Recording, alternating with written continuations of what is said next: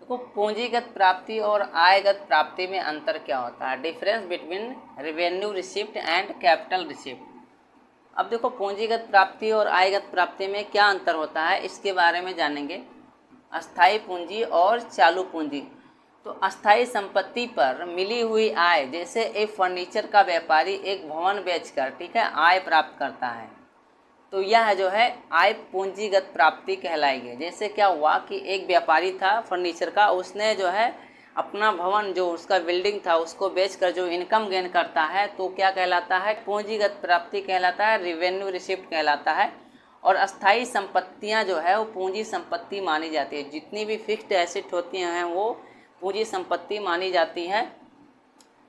आयगत प्राप्ति में तो चालू व्यापार पर मिली हुई आय, चालू व्यापार पर मिली हुई आय, जैसे एक फर्नीचर बेचने पर प्राप्त हुई राशि आयगत प्राप्ति मानी जाती है। जो चालू व्यापार होता है उस पर जो इनकम होता है, ठीक है, वो क्या कहलाता है, आयगत प्राप्ति होता है। और चालू संपत्तियों को व्यापारिक संपत्ति कहा जाता है। चालू संपत्तियों को व्यापारिक संपत्ति कहा जाता है। अधिकारों को छोड़ना।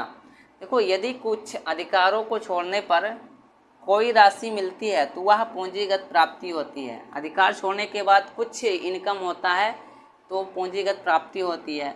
और भविष्य में होने वाले लाभों के रूप में एक प्रासंविदा के अनुसार जो मिली हुई अमाउंट होती है या इनकम होती है वो आयगत प्राप्ति मानी जाती है। एक मुश्त या किस्तों में आय का मिलना। देखो यदि कोई आय किस्तों में मिलती है तो वह आयगत प्राप्ति नहीं होती है। कोई भी इनकम यदि किस्त में पेमेंट हो रही है, मिल रही है, तो वह जो है आयगत प्राप्ति नहीं होती है। यह आय के स्वभाव पर निर्भर करता है कि वह आयगत प्राप्ति होगी या पूंजीगत प्राप्ति। और यदि कोई आय एक मुश्त प्राप्त होती है तो वह सदैव आयगत प्राप्ति नहीं होती है। और यह जो है आय के स्वभाव पर निर्भर करती है, तो वह आयगत प्राप्ति होगा या पूंजीगत प्राप्ति, ठीक है। एक मुश्त या किस्तों में आय का मिलना। देखो पूंजीगत प्राप्ति में एक एजेंसी की समाप्ति पर मिला हुआ हर्जाना जो है वो पूंजीगत प्राप्ति माना जाता है। मतलब एक एजेंसी की जब समाप्ति हो जाती है तो उसके बदले जो आय होता है या हर्जाना मिलता है वो क्या कहलाता है, रिवेन्यू रिसिप्ट कहलाता है। और एक एजेंसी की समाप्ति पर मिला हुआ हर्जाना आयगत प्राप्ति होती है। इसके लिए कंडीशन है, यदि अनुबंध में इसे प्राप्त करता कि व्यापारिक संपत्ति माना जाता है तो आयगत प्राप्ति होगी। यदि व्यापारिक संपत्ति नहीं माना जाता है तो पूंजीगत प्राप्ति होगी। लेकिन अनुबंध में ऐसा डिफाइन किया गया है कि वो व्यापारिक संपत्ति है तो उसे हम आयगत प्राप्ति कहेंगे। और यह अनुबंध व्यापार की साधारण दशा में किया जाता है। संपत्ति का प्रयोग। यदि एक व्यक्ति संपत्ति को विनियोग की तरह रखता है तो इसकी बिक्री से प्राप्त होने वाली आय पूंजीगत प्राप्ति कहलाती है, ठीक है।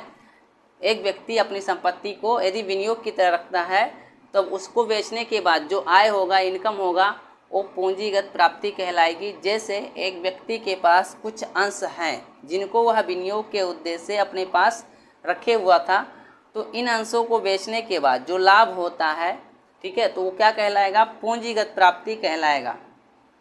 यदि एक व्यक्ति किसी संपत्ति को पुनः बेचकर लाभ कमाने के उद्देश्य से अपने पास रखता है तो इस प्रकार की संपत्ति को बेचकर प्राप्त हुआ जो लाभ होगा वो आयगत लाभ माना जाएगा। जैसे एक व्यक्ति अंशों को सट्टा करने की दृष्टि से क्रय करता है, ठीक है, तो इन अंशों को बेचने से जो लाभ प्राप्त होगा वो क्या कहलाएगा, आयगत प्राप्ति कहलाएगा। वह जो है आयगत प्राप्ति कहलाएगा।